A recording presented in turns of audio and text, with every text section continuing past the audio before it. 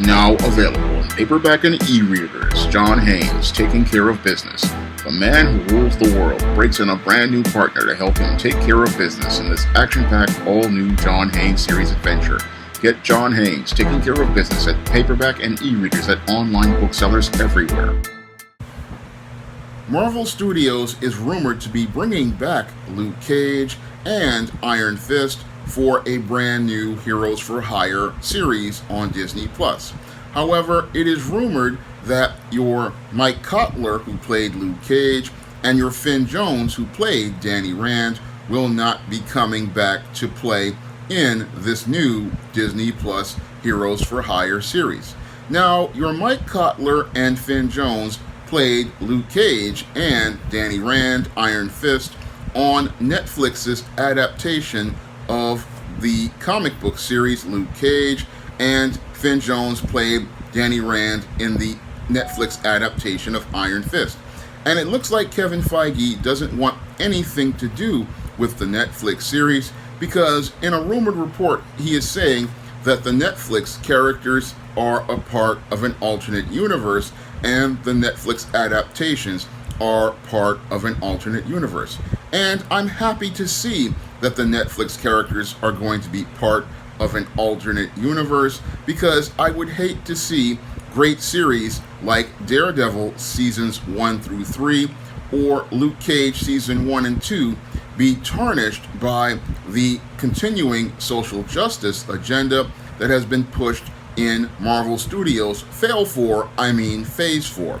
And Marvel Studios' Phase 4 is rife with social justice and identity politics narratives, and I would hate to see all of the brilliant storytelling that took place in Luke Cage Season 1 and Season 2 practically ruined by a continuation with these bad, as I see it, Disney Plus series that are filled with social justice narratives and promote identity politics over story. Because the end point of Luke Cage Season 2 was a masterpiece, and Luke Cage transitioning from the felon former cop to a power man who's controlling and protecting Harlem, that was a high point as related to storytelling, and the only person who I would trust to continue that story would be Cheo Hodari Coker,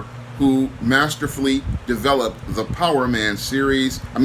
Luke Cage series, and turned Luke Cage into a power man and showed us a strong example of manhood.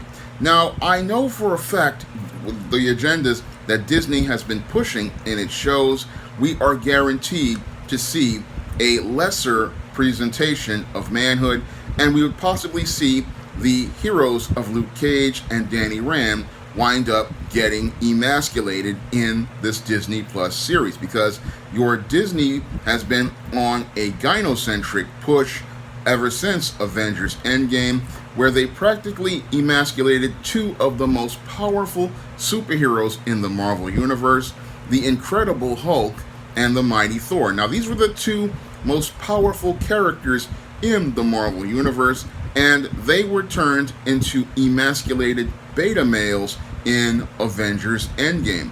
And I would hate to see Luke Cage, who presented one of the strongest examples of black manhood, wind up getting emasculated in a continuation of his character. No, let Marvel Studios recast the role and leave Mike Cotler's brilliant performance alone.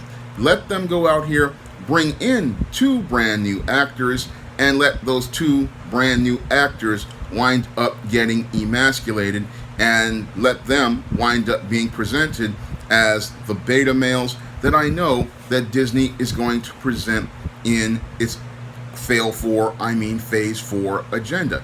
Because any Heroes for Hire that Disney would produce would be far less than the Netflix adaptation, and the Iron Fist adaptation showed us how your meddling by Disney wound up practically emasculating that character, because Finn Jones was so beta, there was nothing really strong about him. He was presented as softer and weaker, And by the end of the second season of Iron Fist, he wound up giving his powers to a woman, Colleen Wing, in an effort to promote the whole idea of an Asian woman having the power of the Iron Fist, even though the Iron Fist in the comics has always been, before they retconned, everything a man. And they wanted to go out here and again emasculate this character, and it really destroyed the entire Iron Fist series and made the Iron Fist into a complete beta male. And in that same second season, we saw the Punisher turned into a beta. Frank was out here simping in the first episode, going out here getting with single moms, completely out of character for the Punisher. So I am happy to see them recast this role, because that means that the Luke Cage character, the iconic Mike Cotler performance, won't be tarnished.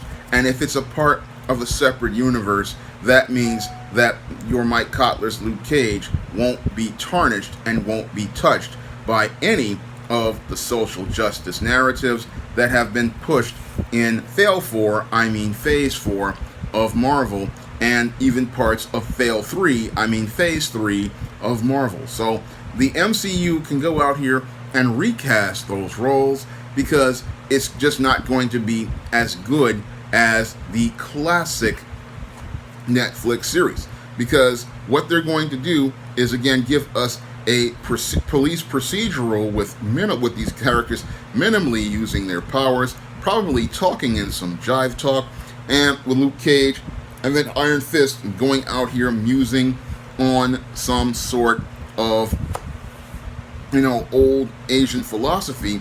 So let somebody else get cast in those roles and let them be part of your Marvel Studios Phase 4 identity politics, which really started at the end of Phase 3 with Avengers Endgame, and I'd even say Spider-Man Homecoming, because Spider-Man Homecoming was chock full of woke and it was nothing like the comics. And I guarantee that any Heroes for Hire series will not have any of that grit, any of that darkness, any of that hardness that the Luke Cage Netflix series had. And we know the real reason why Netflix's Luke Cage was canceled. The real reason why Netflix's Luke Cage was canceled was because it was just too real for many of those white Disney executives. But they really want to get those numbers that Luke Cage had when he crashed Netflix's server.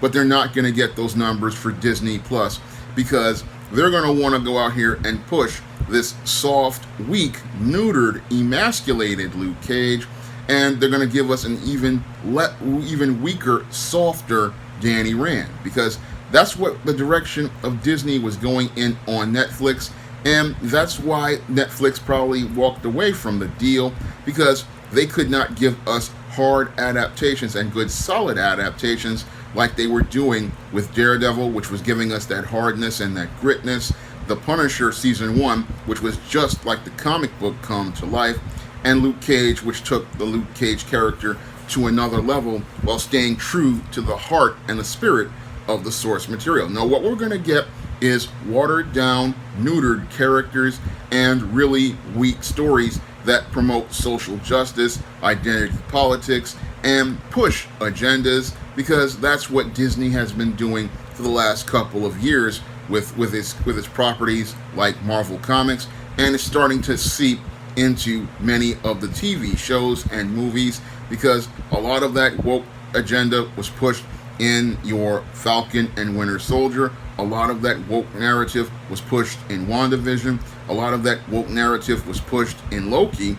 And I know that Heroes for Hire was definitely going to have some sort of token diversity characters and have some far left crazy ideas. So I would rather them just recast the roles and then have those actors go out here and be the Coy and Luke Cage and Iron Fist, and have them be considered the knockoff versions, even though we know that the real reason why they don't want to put on a real Luke Cage again is because Luke Cage, the original series, was way too strong, presented too strong a presentation of black manhood, presented a too strong image of black masculinity and presented a too strong image of black manhood. And they didn't like that. So that's why they ended the Luke Cage series. And Kevin Feige never really liked Netflix anyway. So I don't have to sit here and get upset if they go out here and bring back those actors and then tarnish what was already there. I mean, they were already trying to tarnish it with, you know, Punisher season 2, and with Frank again simping on single moms, and having Danny Rand, who was just turned into a complete beta with the miscasting of Finn Jones. So this is a good thing. As I see it, this is a blessing in disguise. And this right here, them going out here and giving people a Disney Plus series, will make more people appreciate how great the Netflix series truly were. Now, if you want to see me make more videos about comics, science fiction, and fantasy, you can donate to my Patreon, my PayPal, or my Cash App by clicking the link in the description box. And if you want to pick up some of my SJS Direct publications that feature strong black heroes and heroines like the ISIS series, the E-Steam series, the John Haynes series, and the books of the Spinsterella trilogy, you can find all those books on Amazon.com in paperback and Kindle format. You can also find them on Smashwords, the iBookstore, and Google Play. That's all I have to say for this video. You can comment, rate, and subscribe. Now available in paperback and e-readers, ISIS, Revenge of the Cyber Goddess. The goddess next door takes on the threat of a deadly digital diva driven to destroy the world in this action-packed, all-new ISIS series adventure. Get ISIS, Revenge of the Cyber Goddess, featuring a bonus pin-up and the other 2 books in the Cyber Goddess saga at online bookstores everywhere today.